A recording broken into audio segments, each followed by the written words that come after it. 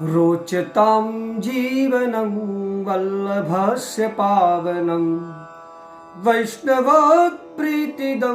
भक्तिसेवापरं रोचतां जीवनं वल्लभस्य पावनं। सर्वेभ्यो नमः। कल मैंने अष्टम स्कंद की बात की। अष्टम स्कंद में कहा गया है कि जो संपत्ति हमारे पास हो तो दान करना चाहिए, विपत्ति हो तो भगवत स्मरण करना चाहिए। अनेक अवतारों का वर्णन किया है। अंत में मत्स्यावतार की कथा भी सुनाई गई है।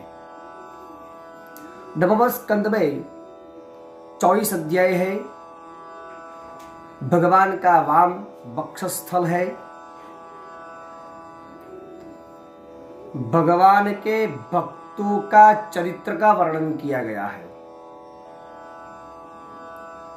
अम्बरीश राजा का वर्णन किया गया है।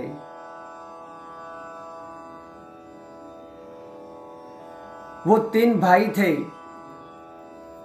अंत में पिताजी ने सबको संपत्ति का भाग कर दिया,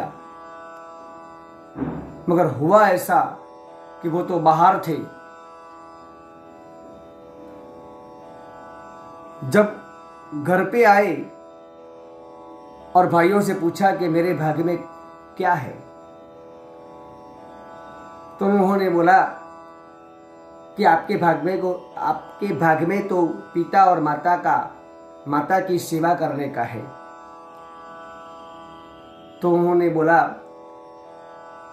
कि मेरे भाग्य में नहीं, मेरे भाग्य में है। जिसके भाग्य में हो उसी को ही माता पिता की सेवा करने का अवसर मिलता है, और माता पिता की सेवा करने से ही अम्बरीश जैसा पुत्र की प्राप्ति होती है।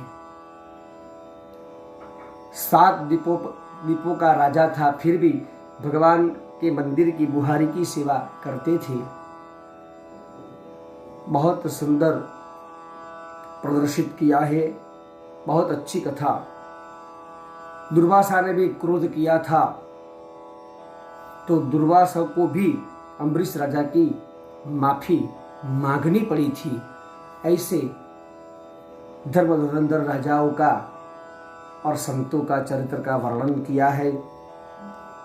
आगे अनेक राजाओं का वर्णन किया है। सूर्यवंश में कितने राजा हो गए,